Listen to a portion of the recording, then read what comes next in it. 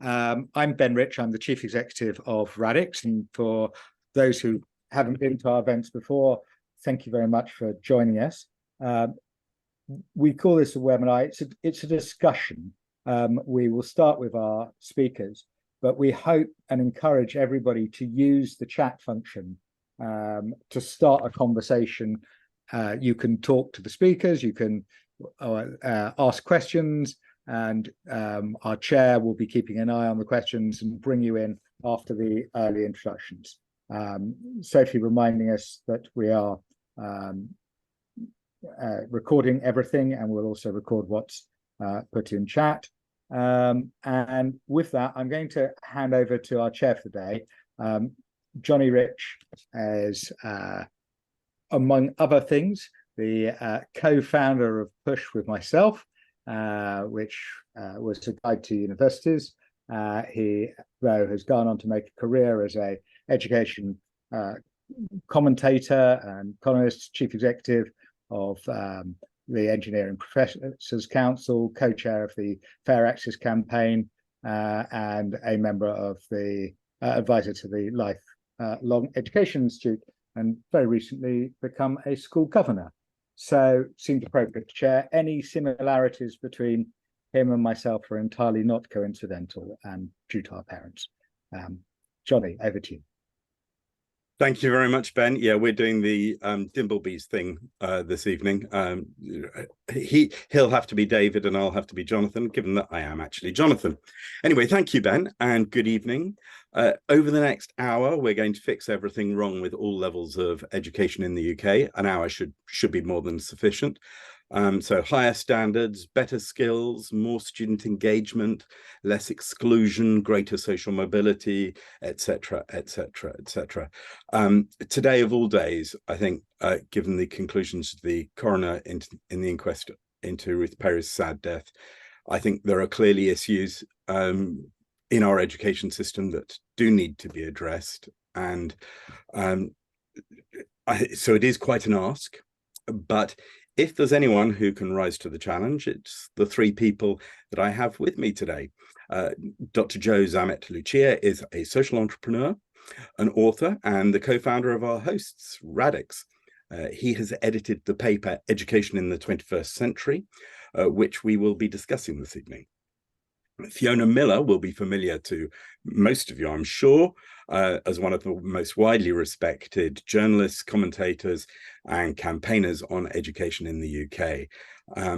And Nick Corston proudly refers to himself as just a dad, but he's so much more. He's the founder of STEAM Co., a not-for-profit that champions the role of creativity in education. In a moment, I'll ask Joe to introduce the proposals in his manifesto and then invite Fiona and Nick to respond and comment. If you have any questions, as Ben said, or contributions, do please pop them in the chat and I'll try to bring you in later in the session. If you don't want me to bring you in person, do please put an asterisk or something just to indicate that I shouldn't bring you in person and that your comment is just for the chat. So, Joe, tell us, how can we improve education for the 21st century? Well, thank you so much. I think you've set us a mammoth task, and all I can do is put out some ideas, hopefully some provocative ideas for discussion. So we've seen, I think, over the years, quite a lot of change in our education system. You might want to call it reform, if you like, but it has tended to focus on the process of education. So we've worried about class sizes, we've worried about, how education is done, the practicalities, if you like, but we've also, I think, have to give credit to the fact that education has been over the decades has been expanded very substantially in this country. So all those are good things. But I think it's maybe time, or what we tried to do in our manifesto, to step back a little bit and address two questions. One is, what is the purpose of education? And the second is, given that we're in the 21st century, how do we deliver an education that is appropriate for the 21st century? And I think that those are questions worth stepping back and exploring a little bit. So our view is that basically the purpose of education is to enable individuals to make the most of their individual abilities and improve their confidence and self-esteem.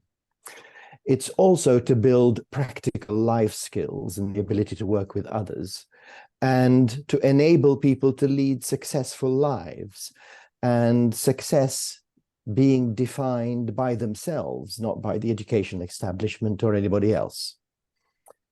Finally, I think it's important that education should instill a love of learning, because in the 21st century, we have to be in a position where we all seek continued learning as a lifelong pursuit, rather than go to school and then be done with it. And I wonder how much our current education system meets these purposes. So it seems to, so that's the purpose. The second is that we're now in the 21st century, and the old idea of education, of the kind of knowing teacher or knowing lecturer transmitting knowledge to students, transmitting facts and knowledge to students, is probably somewhat obsolete, because knowledge is now available at the tip of all our fingers. And the question is how we use that, and how we make, how we use that in the practicalities of our everyday life. But talking about the purpose, we're still, I feel, stuck in an educational system that is focused on, not exclusively, but quite largely on ingesting information and then being tested for that information by exams. And the way we measure whether we do well in education still has all to do with grades and how well you do in exams and all this sort of stuff. And that is blatantly discriminatory, because some people are good at that and some people are not good at that, and they tend to fall behind because that system discriminates against them, even though they have other skills that the education system does not necessarily encourage.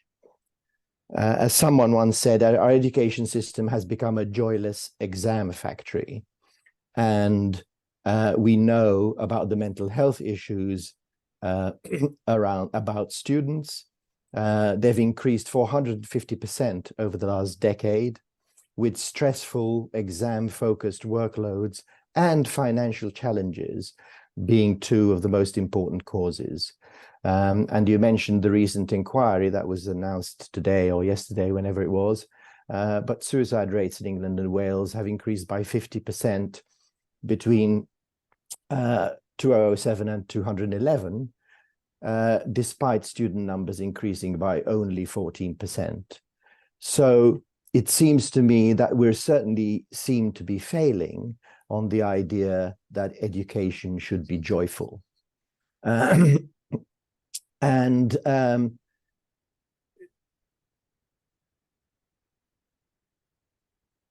So how do we, some ideas on how we might change that? And we've got some principles that we've put up in our manifesto.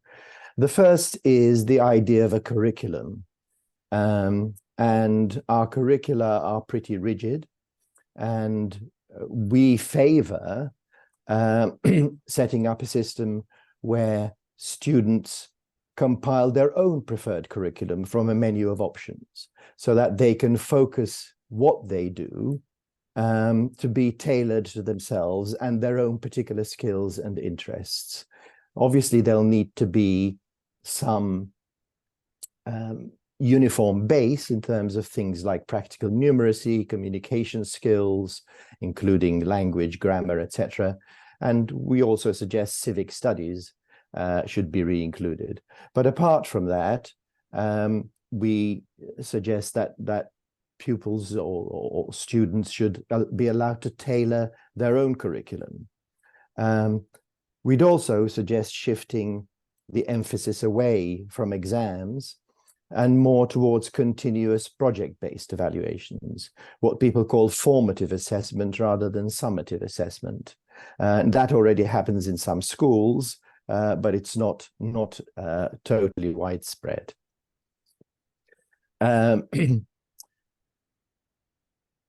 We also feel that we need to, we can put it this way, empty the classrooms, in that we suggest the introduction of a requirement that a percentage of teaching time has to be spent outside the school, with visits or placements in industry, cultural institutions, etc., so that students learn how to use their knowledge and their skills in real world locations. And we see this as quite important both in secondary schools and in tertiary education. In tertiary education, there is a particular issue, I think, with misaligned incentives. Students go to university to learn, but faculty get their promotion not by teaching, but by research, by and large. So that's not a particularly good system. Some universities have already introduced teaching career ladders, which are equivalent to the research career ladder in terms of status and prospects, promotion and pay.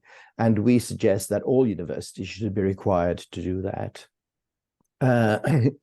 And similarly, as we suggest in secondary education, we suggest in tertiary education, there needs to be more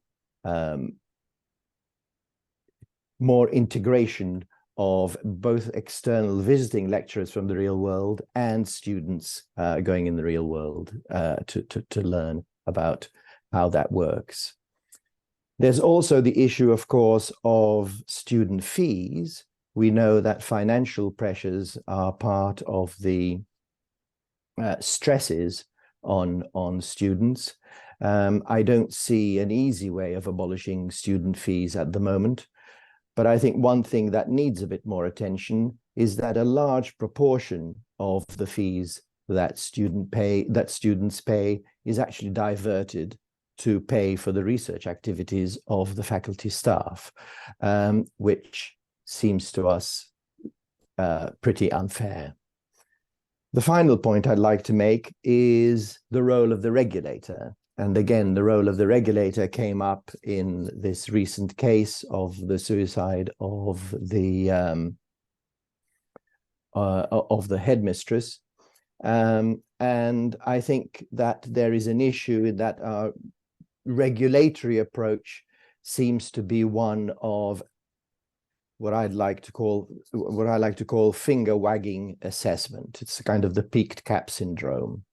Our suggestion is that the role of the regulator should change from one focused on inspection and scoring to one of a mentor, a guide, or a counselor to help schools succeed in meeting their objectives, and that the regulator's performance should be evaluated not by how many boxes they have ticked and what scores they have given, but whether they have actually achieved a level of improvement across the education system.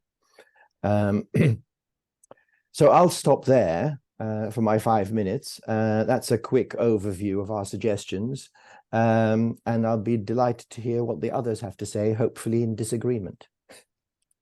Thank you very much, Joe. There's a lot there to chew on, and I'll turn immediately to Fiona to do some chewing. Fiona, give us your thoughts. What do you think of Joe's proposals? Or perhaps what should we be doing instead? Well, thank you very much for inviting me here tonight. And obviously it is an excellent time to be doing this, not only because of the tragic story of Ruth Perry, but also we've had, and if it weren't for the sort of implosion of the Conservative government, some of these other stories might have got more coverage, but we have had absolutely dire teacher recruitment, secondary teacher recruitment figures today, around 50% of the numbers that are needed. And also the PISA report this week, which does take a while to digest, but I would just like to single out one aspect of that report, which is buried away, which is the in-school variation in this country.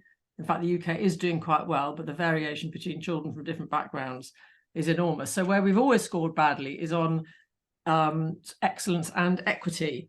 And that's always been my real interest, the disadvantage gap, and in particular at the moment, what happens to the forgotten third of children, students who leave secondary schools without the accepted levels of exam passes. Now, they will leave with a pass, but everybody knows that unless you get above a certain grade, it's not really counted as a pass, and it's not really a passport to anywhere. And the system is devised so that a third of young people leave every year without getting the appropriate qualifications. Can I just say that I really welcome your emphasis on young people and the views of young people, because education has become an exercise in social and professional control effectively by governments. I mean, before the 1988 Education Act, the Secretary of State had 3 powers over schools. Now he and she has almost 3,000 powers over schools. Everything is controlled from the centre, and people have become disempowered as a result of it. And I think that came very strongly from the discussion you had earlier this year with the young people.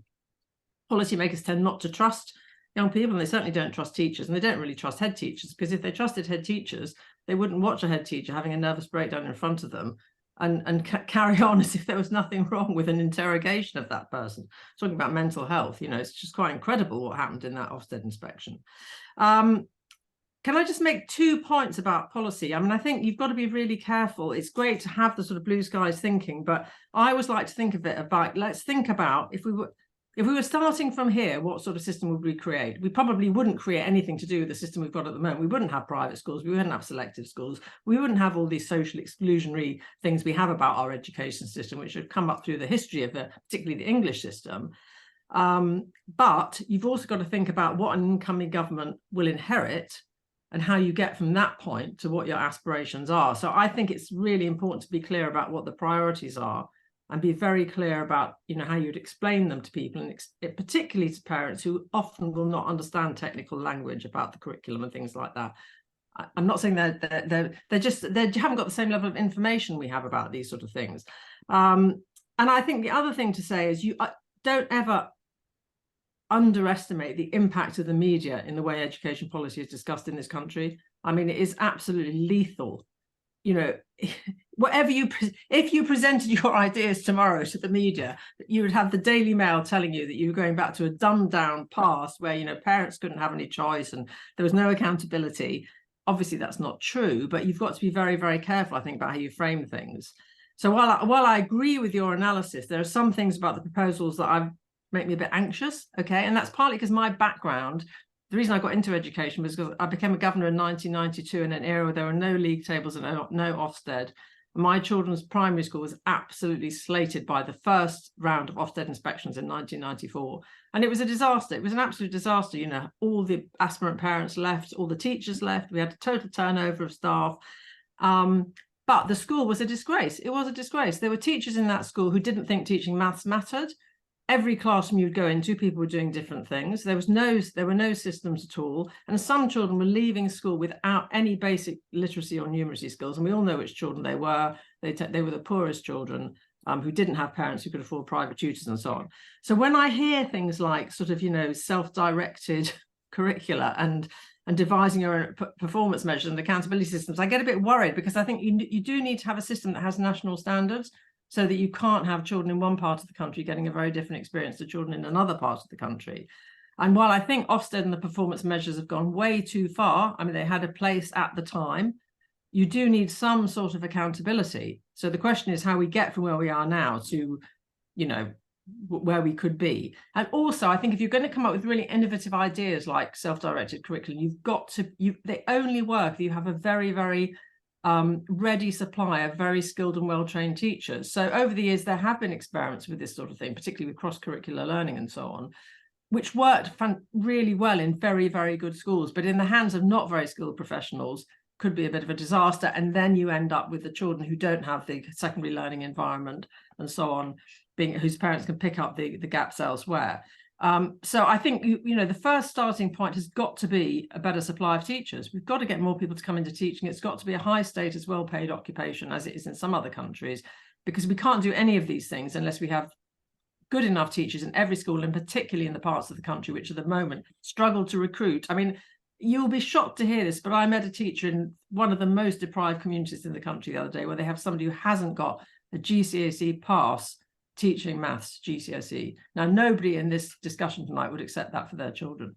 It's shocking, and I think the fact that we can't recruit enough people to teach our children means we're a failing state, in my view. But I mean, there are lots of other things about the state of this country at the moment that I think are quite bad. So I would put that as my priority. Anyway, for my big sort of idea that I would go for would be, you talk about abolishing A levels. I mean, I would abolish GCSEs before A levels, because GCSEs were invented for an era when young people left school at 16, and everybody has to stay in education and employment now until they're 18. So my priority would move to a baccalaureate style model where you had a final qualification at 18.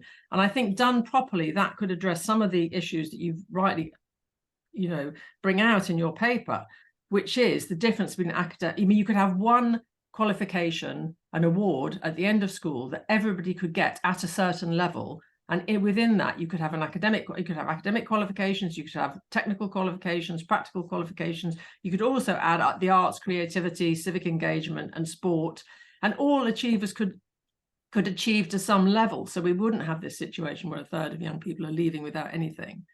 I could talk about that at length, but I think you all know how the baccalaureate model works. And finally, I would say that you just can't divorce schools from wider society. I mean, you cannot expect schools to pick up all the problems in society, which is what really, since 2010 and Michael Gove, who loathed anything that reeked of social emotional learning or anything outside of school, and stripped all that out of the Ofsted framework. Schools are being expected to do way too much at the moment. So if we're going to solve this equity issue, the services around schools have got to be very good and well invested in, and they've also got to be tied up with what schools are doing, and we've gone a long way from that. So when you talk about, I read today that a third of government policies related to young people's mental health have been implemented, only a third. So we're not even doing the actual basics that the government says they're going to do. And that's mental health is only one area. There's speech and language therapy, there's family support, there's social work systems. All these systems are crumbling. And there's absolutely no way that even with the most skilled teachers in the world, you're going to make up for those social problems, which have a massive impact on how well children can achieve. So there's my opening thoughts, really. And I hope I haven't overrun. Thank you very much. Not at all. Perfect timing. Thank you very much indeed, Fiona. That's great. I'm just going to be cheeky and jump in with a question before we move to Nick. Mm-hmm. So the baccalaureate that you're calling for, would you say that Rishi Sunak's plan for an ABS, an Advanced British Standard, is a baccalaureate? Well, like so many of these things, the idea gets floated and you never hear any more about it. No, I think what they're talking about is teaching certain subjects to 18, which is probably a good idea. I think there's too much specialism in our system, which is where A levels do need to be addressed, because it's ridiculous for 15-year-olds to be deciding what they might want to study at university, which is effectively what happens now. But so no, I don't think it is what I'm talking about. But I wish some other parties had grabbed that idea before he did, put it that way. Thank you very much. More later. In the meantime, we'll move to Nick. Nick, do you want to tell us what do you think is the most important thing that we should be injecting into our education system? Thank you, Johnny. What's left to say, really? I can't disagree with much of what's gone ahead. I think you should have probably had a sort of extreme traditionalist educator here. I mean, we are playing with fire, aren't we? I mean, a chap once considered a terrorist said that education is the most powerful weapon we have with which to change the world, Nelson Mandela. And Michael Rosen, I think, summed up the current situation a few years ago when he defined it as 13 years of hashtag long Covid. Michael Gove, Dominic Cummings, 13 years ago at the DFE, set a framework, set a plan in place, which has been largely implemented and enforced by Mr. Gibb, Nick Gibb, the schools minister, until recently, and a succession of education ministers who, whatever they did is debatable.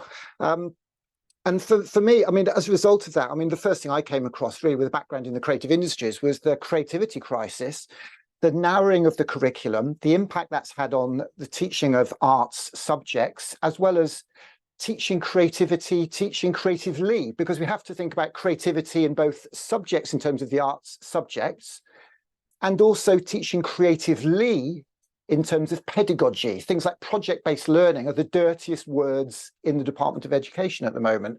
Yet, if you go to other countries around the world, they are teaching kids those skills because those are the skills that businesses need. They need teams to work collaboratively to pull the information in to a project.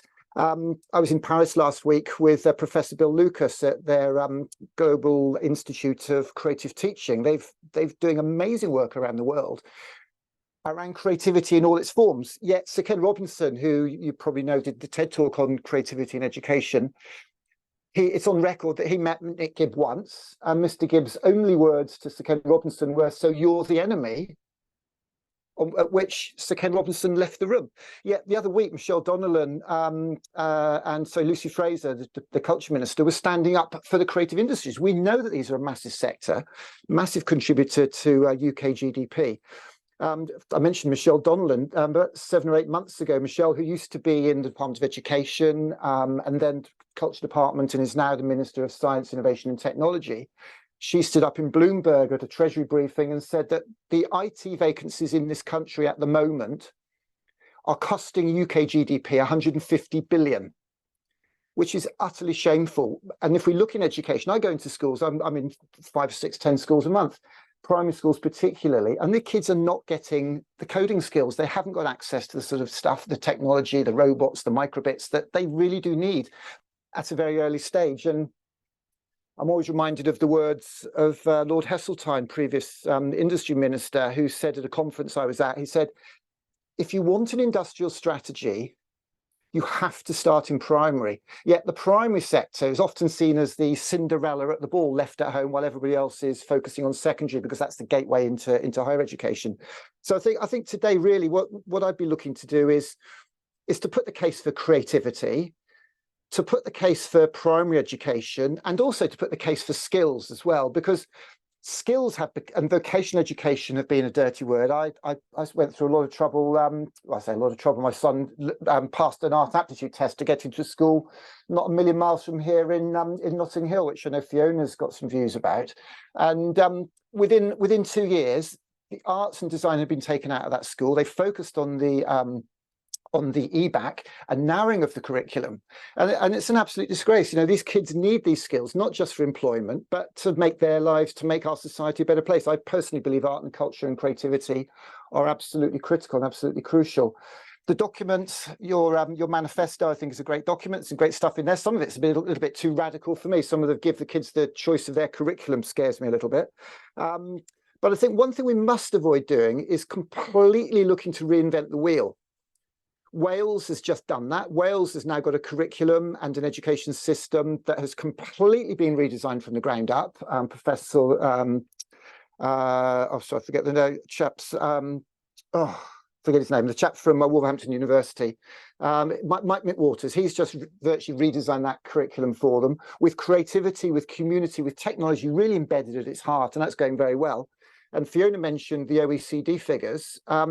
Scotland, there's an article in the Times Education Supplement yesterday, referencing how well-being and happiness in Scottish schools is up.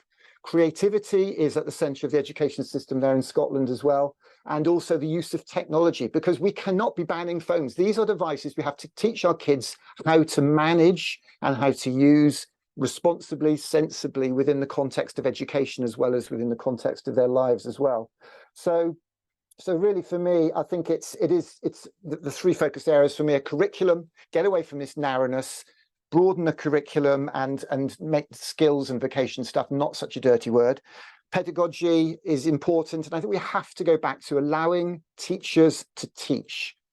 There's a move towards the dumbing down of education through a method called direct instruction, where teachers are literally reading word for word off a script.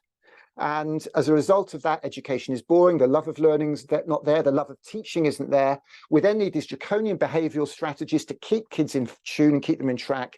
If kids are engaged, if kids are inspired, they don't need those behaviour strategies.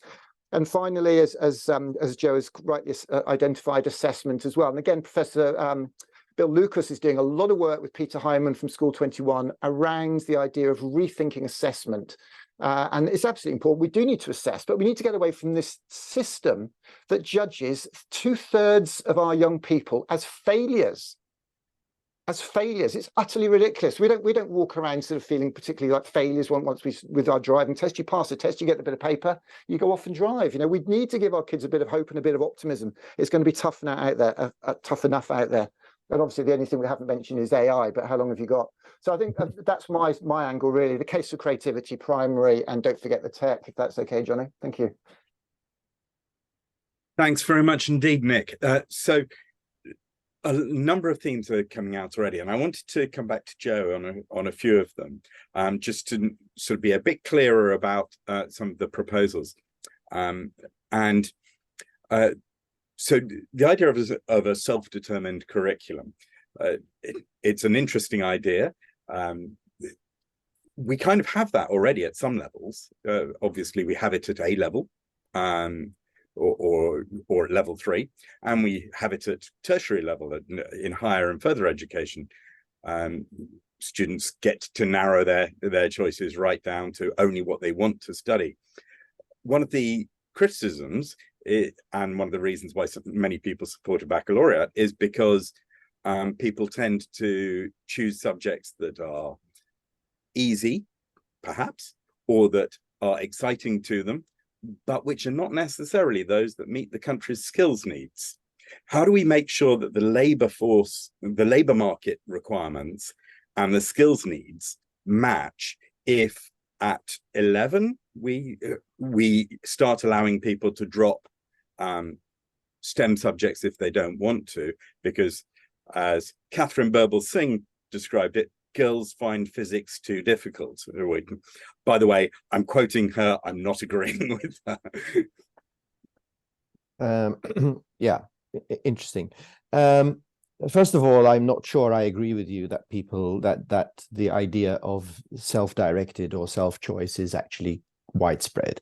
I think it's rare to non-existent. I mean, a friend of mine who teaches occupational medicine as a postgraduate subject wanted to set up a curriculum where he had a foundation course that was fixed, and then a bunch of modules where students could pick whichever modules they particularly were interested in. It took him 5 years to persuade the university to allow him to do that. And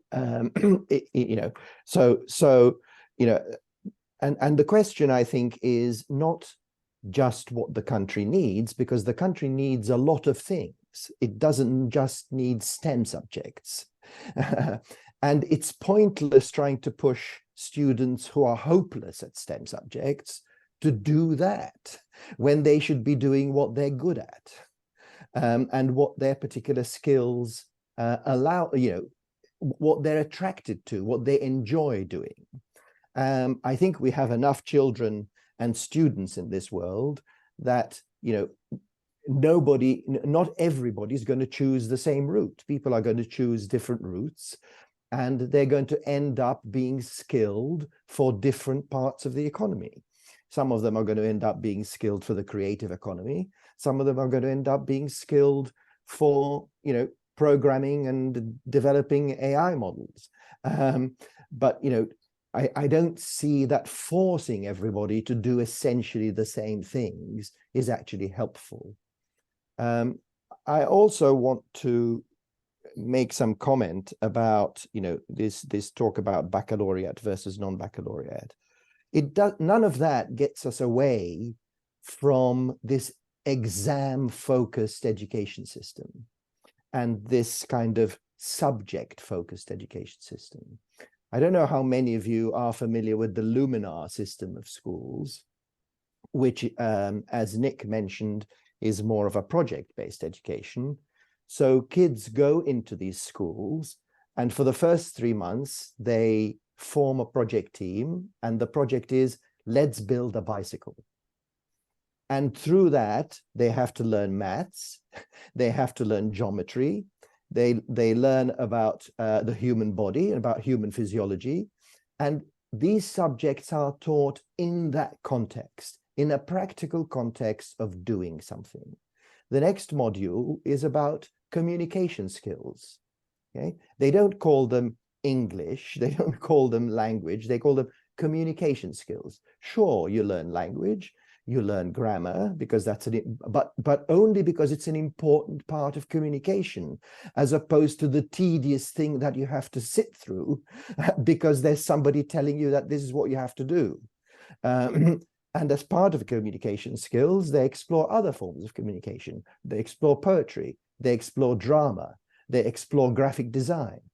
But it's all in the context that you're learning these things because communication is an important skill, as opposed to because this is the subject, you have to have stuff down your throat so that you can pass the exam. So, and this is very interesting. It brings in the another key theme from the manifesto, which is about knowledge versus skills, and that, you know, when you've got knowledge in a device in your hand, why do you need it anymore? I'd like to probe at that, and perhaps ask Fiona to come in on this. Do we need knowledge, or is it, if I don't know things, can I synthesize a bit of knowledge, 2 bits of knowledge that where I have to look up both of them, so that if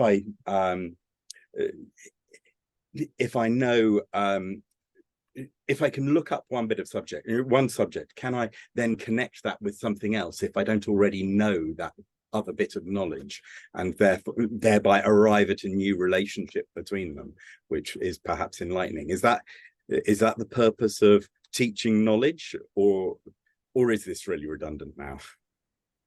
Well, obsolete was Joe's. I would just like to come back to, before I comment on that, to the baccalaureate issue, because I think if you remove the GCSEs from our school system as a sort of interim measure and said we were going to move to something at 18, so you had that whole 11, and incidentally it could start at primary school, you could reorganize primary school along a sort of baccalaureate style model,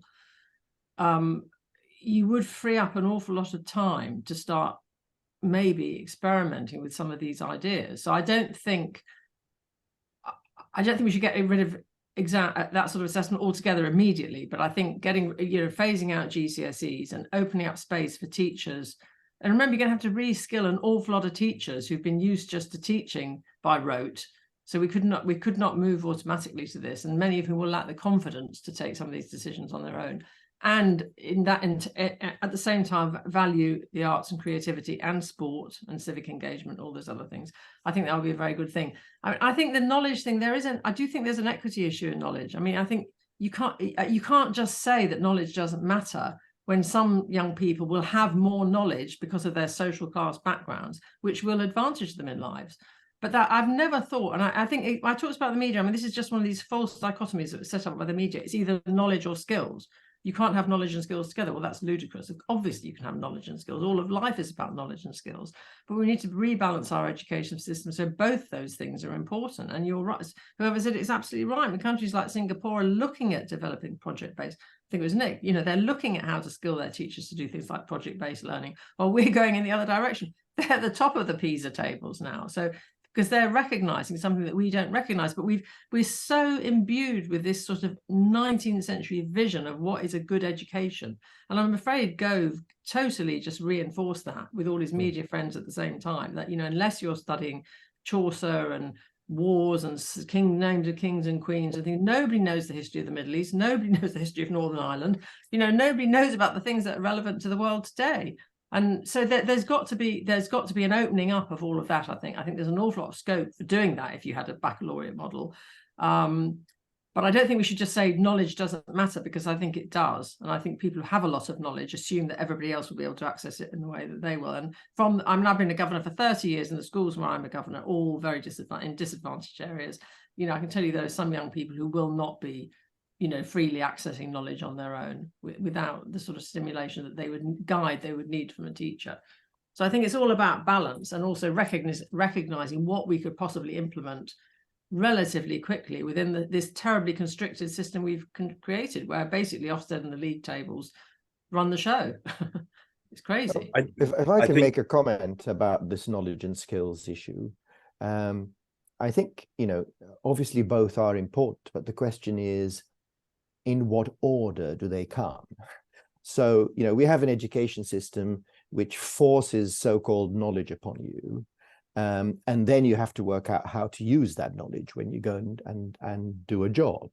The Luminar system that I was mentioning, you're presented with a task, but you know that in order to complete that task, you have to go and get knowledge somehow. So the knowledge you get is much more practical and much more in the context of the skills.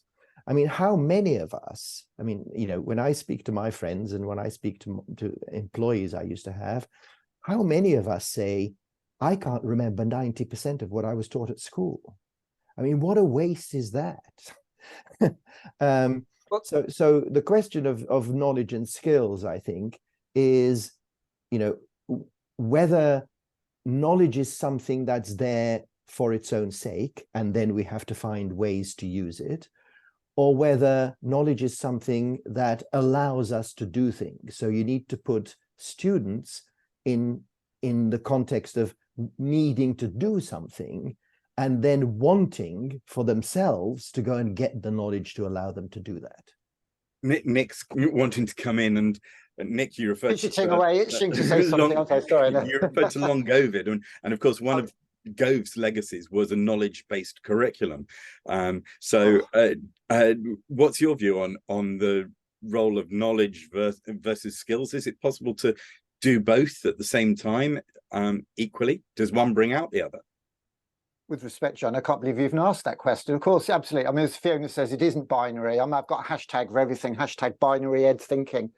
And these subjects have been weaponized in our school between progressive thinking, traditionalist thinking, knowledge-rich, progressive, creativity, trendy approaches.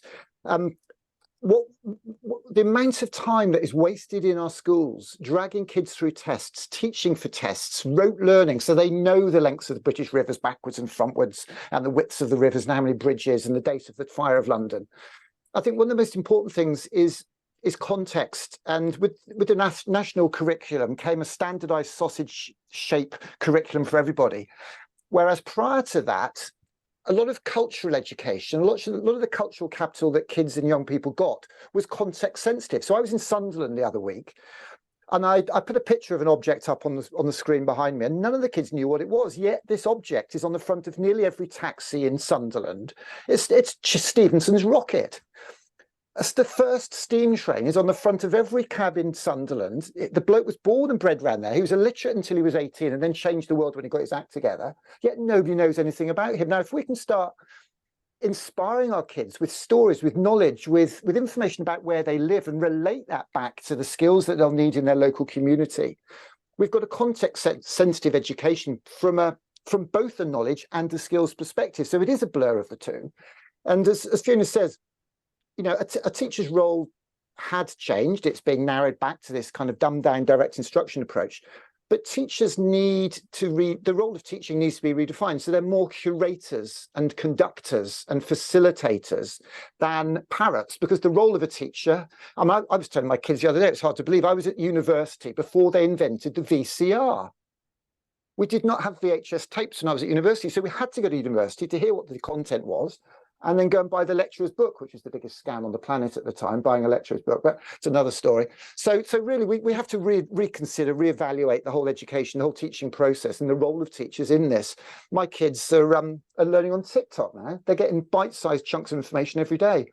I was at the Tom Hanks preview the other night, and there were 4 young guys there who are YouTube and TikTok sensations because they're science teachers, they're doctors, one was an anaesthetist in the NHS, and they are drip feeding inspiring science facts to kids on TikTok, and they've each got about 1 million followers. I mean, it's the whole world has changed. There is a thought that China's using TikTok as an education platform as well. But yes, sorry, Johnny, go. No, that's fine. I wanted to say who's doing this well. I mean, perhaps Fiona's the right person to ask. What countries? You mentioned Singapore, and Iceland was mentioned as doing extremely well in PISA, and Finland has always been cited as being extremely successful in education, albeit it's dropping down the PISA rankings in recent years. Are there countries that follow a self-directed curriculum, or that have reduced the importance of knowledge in their curriculum and are succeeding in a way that we should be following? I think what's more likely to mark out the very successful countries is the quality of the teaching and the investment that goes into the teaching. I mean, the hallmarks of successful systems are generally that they're not selective, so children are educated together. They focus relentlessly on the quality of the teaching, and they have local systems of accountability rather than the sort of heavy-handed system that we have. I mean, I only know about Singapore because I've read a lot about it, because a lot of these Far Eastern countries are very, I mean, it's a very, very pressured system where there is a lot of rote learning and, you know, children being tutored until midnight and all sorts of things that we wouldn't really want to see here. But in Singapore, I think they've recognized that they didn't want to have the effect that was having on their young people. They wanted to do something that was more expansive and interesting. And that's why they've been going in the other direction. And they're still performing very, very well. But I mean, you can't do any of this stuff without very, very good teachers. So that would really be my starting point with this. And how do we solve that? It was an absolute catastrophe on that front. How do we solve that? Because just paying teachers more is not necessarily going to bring in. But I think the accountability, I think that it's not only recruitment of teachers. If you look at the stats for people who leave education within 4 or 5, a very high percentage leave after 4 or 5 years because they can't stand it. And also, you live in a school where the head's under a lot of pressure. That pressure gets disseminated down to the young people. That's to do with staying on the top of the league tables, or, you know, not dropping out the Ofsted framework. And, you know, it's just too pressured, and it's just not necessary. And if it's driving people out of teaching, then it's a totally counterproductive system. And what I saw in that inquest report today was utterly shocking, I think. And it tells us everything we need to know about the problems with our accountability system. It's also a question, if I may say so, how you define quality of teaching. You know, if you take it, you know, one thing that has been clearly shown, I think, is that the biggest improvement you make is by teaching teachers how to teach. That has the biggest impact in terms of, you know, quality of teaching. But on the other hand, if you take our tertiary system, you know, what qualifies you to be a lecturer in a university is having a PhD. Well, having a PhD doesn't teach you how to teach. Having a PhDs were designed for a totally different purpose. They're research degrees. They teach you how to do research. They don't teach you how to teach. So, you know, we're still obsessed with this idea that, you know, deep subject knowledge is what makes a good teacher. Well, that is not true. It's knowing how to teach that makes a good teacher. So, Joe, then in that case, you want to do away with summative assessment, and what are going to be the ways that we know that teaching is going well, and that because formative assessment, one of the key points of formative assessment is you should be able to get things wrong, because that's how you learn, is from mistakes. So if we're constantly formatively assessing pupils, how do we know that teaching has been effective? And the same goes for the regulator. You were suggesting that the regulator should be assessed on the rising quality of education. How do we know quality is improving if we haven't any summative assessments of the system, let alone of pupils? Well, I think, you know, there are various ways of looking at quality. I mean, if what are we trying to, which gets us to where we all started, what is the purpose of education? Okay, you know, if you've got students killing themselves, students not wanting to learn anymore, it doesn't matter what the grades are, the system has failed. So I think we need to broaden how we assess the quality of our education. You know, at some level, we could assess it by how productive people become after they leave education. But, you know, do they leave education with a love of learning? Do they leave education in a way that makes them useful to future employers. I mean, employers are complaining every day that the people they recruit, have had their heads stuffed full of a lot of facts, but they can't do anything. I mean, we've had these complaints for decades and nobody's done anything about it. So I think, how do we assess education is a big question. I do think we have to be a little bit careful, and I fall into this trap all the time myself, of not talking the system down to the extent that we undermine the achievements of a lot of fantastic heads and fantastic teachers, and also brilliant kids. I mean, the discussion I watched that you organised in York was, it just proves that actually that's not the case, because if those young people could come up with those sorts of really important and I thought visionary ideas, your inclusion, the planet, being able to understand what is fake news and what isn't fake news, these are absolutely critical. Their minds are being taught to think in a way that we would want to see. I keep going back to the sort of equity issue now, and I just think the problem is there's a whole group of kids from certain socioeconomic backgrounds who in our current system are being failed utterly and completely, and that is a disaster for the country.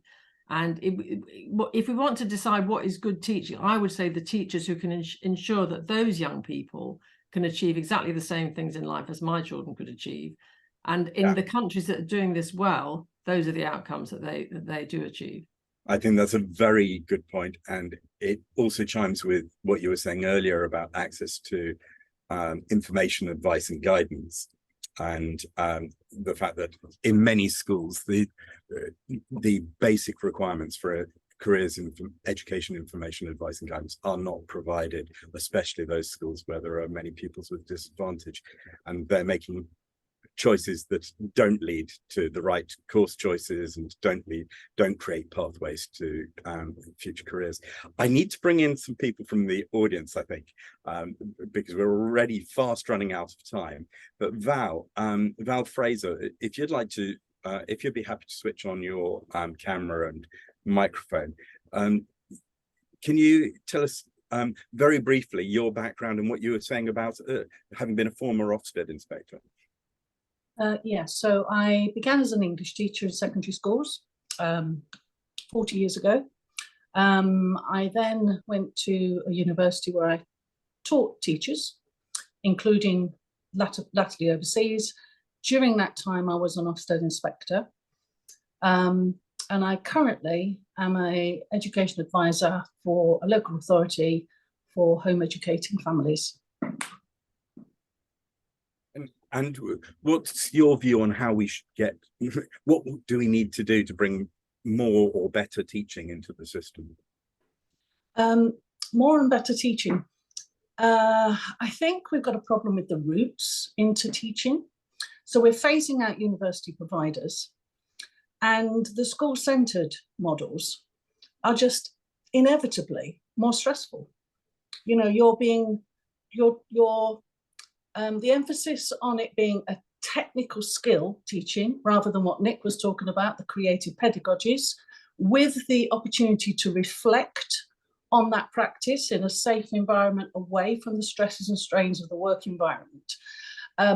So you're being trained largely by other teachers who are just busy and stressed and trying to make time for you. So there's a huge difference between my students who are on school-centered initial teacher training programs, Teach First being one of them, which the name tells you everything. Teach first and then go and get a proper job. So we spent a huge amount of money on training people who we only contracted to be in the profession for 2 years before they went to PricewaterhouseCoopers and did the job they actually wanted to do. And it was all based on having a good degree, which was, I think it was Joe who said about it only being about subject knowledge, which it isn't, obviously. So the idea of creative pedagogy is giving student teachers an introduction to teaching, which isn't as fraught as it needs to be. And as far as I'm concerned, the mental health of students was radically different from the ones that were school-based rather than university-based on a PGCE. And they had a lot more support from people who had the time to support them. Thanks very much, Val. I'm going to have to bring it back to the panel. Otherwise, I'm going to get in trouble with Ben for overrunning.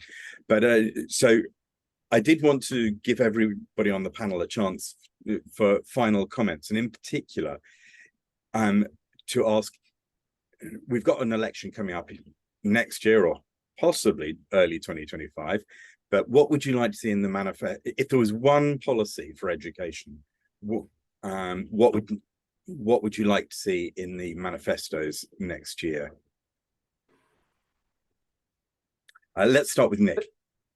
Don't waste any more time. Look to Wales and what they have done and what Scotland's done. Otherwise, we've got another 10 years of faffing about, and every year it's a cohort of children. We're robbing the chances. So look to Wales and Scotland.